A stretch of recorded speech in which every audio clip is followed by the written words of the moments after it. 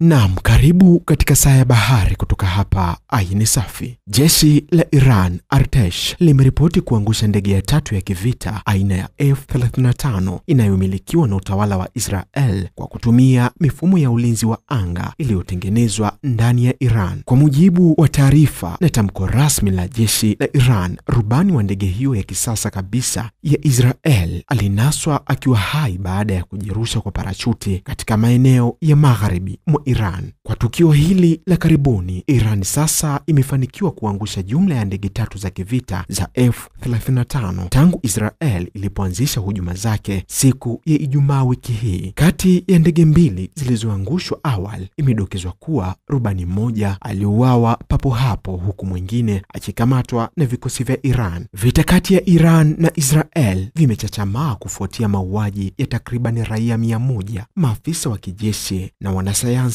wa nyuklia wa Kiiran waliouawa katika mashambulizi ya anga ya utawala wa Israel dhidi ya makazi ya raia mjini Tehran. Wakati wa kuanzisha uchokozi huo, Israel ililenga maeneo nyeti ya nyuklia pamoja na kambi kadhaa za kijeshi kote nchini Iran. Usiache kulike na kusubscribe. Hii ni Saa ya Bahari kutoka hapa Ayin Safi.